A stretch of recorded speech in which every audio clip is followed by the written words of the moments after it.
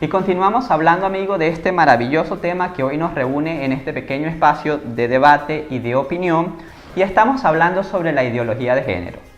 En la sección, en el capítulo anterior, quedamos hablando sobre el marco jurídico, las implicaciones jurídicas que esta ideología de género puede generar efectivamente en un eventual caso de que logre tener cabida dentro de la institucionalidad de los países en que la ideología de género más ha tenido fuerza o llegada, países como España, países europeos, Estados Unidos, países en Latinoamérica como Argentina, Chile, etcétera, que es donde la ideología de género mayor cabida dentro de los debates de instituciones ha tenido. Y quiero comenzar diciendo lo siguiente. Cuando hablamos de ideología de género es importante hablar de la familia. Y tenemos que entender que la familia no se configura estrictamente con la figura de una madre y un padre, y eso está muy bien. Yo creo que hay muchas familias, como les expliqué en el segmento anterior, que pueden ser familias de matrimonios igualitarios y son perfectamente familias constituidas como deben ser, porque se tiene la atención y se les brinda todo el apoyo emocional, económico, social y educativo que los niños requieren dentro de un hogar que esté obviamente constituido como corresponde. Sin embargo, los homosexuales, se dice, son incapaces de procrear y eso es lo que la teoría conservadora maneja. Efectivamente, estoy muy de acuerdo. Dos personas del mismo sexo, lamentablemente, no pueden, por más que quieran procrear, y ya lo hablamos anteriormente de que pueden adoptar, pueden tener un alquiler de vientre, inseminación artificial, que hay muchos medios alternativos. Sí, efectivamente sí. Pero en esta postura me quedo con la postura de los conservadores. ¿Por qué? Y lo voy a explicar porque puede ser que suene un poco contradictorio lo que digo cuando defiendo el matrimonio igualitario y cuando de otro punto de vista digo que me quedo con la teoría de o la postura de los conservadores en este aspecto. Y es que quitar la identidad de un niño al nacer es para mí realmente atentar contra la propia naturaleza humana. ¿Qué es lo que desde mi humilde punto de vista quiero dejar para todos mis estimados televidentes? Y es que, indiferentemente del gusto o la inclinación sexual que tú logres desarrollar luego en tu desarrollo como ser humano, efectivamente es asunto de cada cual, no debe ser un constructo social, los prejuicios los tenemos que acabar. Pero es innegable decir que nacemos como hombres o como mujeres y no es una imposición de un constructo social. Es un hecho de naturaleza humana y que no puede ser modificado por caprichos ni por situaciones que competen a los hombres, cuando tú no le puedes crear la confusión a un niño de que es mujer cuando nace con los órganos genitales de un hombre. Y en el caso y cuando me refiero a esto, tenemos un caso que lo pueden investigar de unos gemelos nacidos en el país de Canadá, en la ciudad de Quebec. Cuando estos niños nacieron, hay una historia, me voy a permitir contarla rapidito. Resulta que nacieron con un problema en alguno de sus órganos intestinales, algo así, y los niños tuvieron que ser sometidos a una operación.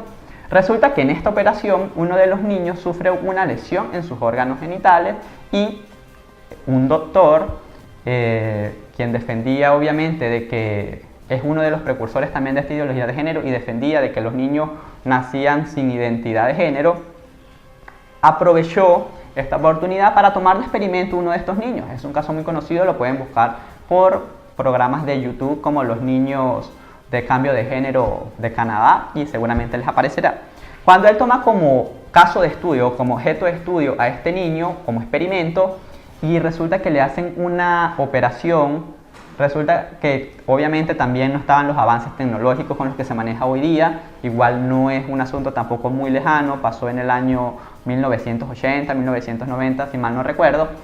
y a este niño se le practica un cambio de género y él le pide a sus padres que lo críen como una niña y que nunca le digan que él efectivamente era un niño. Vimos cómo este niño fue creciendo y fue sintiendo rechazo por la vestimenta de niña, fue sintiendo rechazo porque le trataran como una niña y siempre buscaba de alguna forma asemejarse,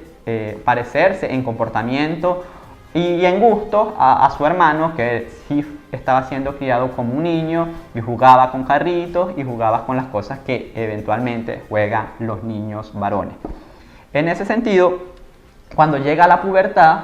este niño, que lamentablemente fue objeto de estudio y tuvo unos problemas psicológicos bastante importantes, él decía que él no quería ser niño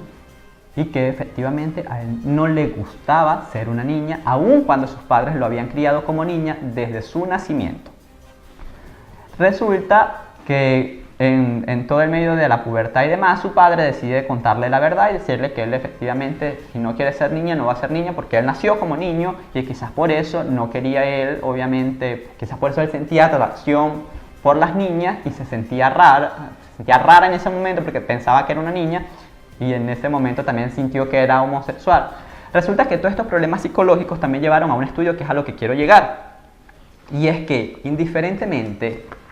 de lo que la sociedad imponga, cuando nacemos con un sexo definido, hay también unos comportamientos intrínsecos en la esencia de la persona, y es que una persona no nace sin esencia. Todos tenemos una esencia, bien sea masculina o femenina. Hay muchas personas hoy día, y hay estudios que lo comprueban, y que es con ciertos argumentos que me atrevo a decir, por lo que creo que está carente de fundamentos esta ideología de género, y es que para ser una persona que le guste el mismo sexo, no necesariamente tienes que comportarte como el sexo opuesto. Hoy vemos muchas parejas de lesbianas y son mujeres que les gusta ser mujer, vestirse como mujer, comportarse como mujer, actuar como mujer, y vemos muchas parejas de hombres homosexuales que les gusta vestirse como hombres, actuar como hombres y ser unos hombres, indiferentemente de su inclinación sexual.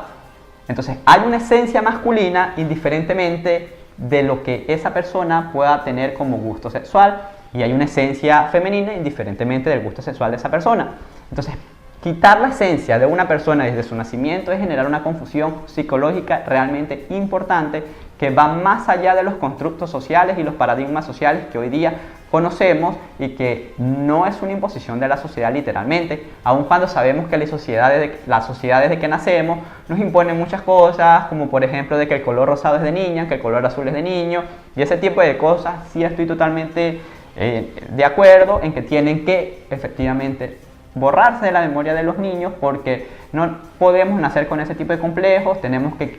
de alguna forma romper las barreras que hoy día existen entre hombres y mujeres para poder crear una sociedad mucho más igualitaria, mucho más equitativa, porque al final del día nosotros los seres humanos no podemos ser iguales, y es importante entender que un hombre y una mujer jamás van a llegar a ser iguales. Se puede ser equitativo, pero igualdad implica pensar de la misma forma, actuar de la misma forma, opinar de la misma forma, y nosotros por esencia somos seres pensantes, somos seres racionales que actuamos, pensamos y opinamos de distintas maneras. Entonces jamás podemos lograr, o jamás podremos lograr llegar a construir una igualdad entre todos, pero sí podemos ser un mundo mucho más justo, mucho más equitativo, donde las oportunidades de alguna forma se brinden para todos por igual. Más sin embargo, también debemos entender que el ser humano por esencia, hay unos quienes tienen mayores facilidades o facultades para desarrollarse en ciertos ámbitos y otros no, y de ahí es donde se va creando de alguna forma el concepto de desigualdad social,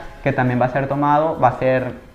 visto en otro programa. Ahora con esto vamos a una breve pausa comercial y regresamos con el final del programa de este tema maravilloso que hoy día estamos manejando, de la igualdad de género. Ya volvemos con más.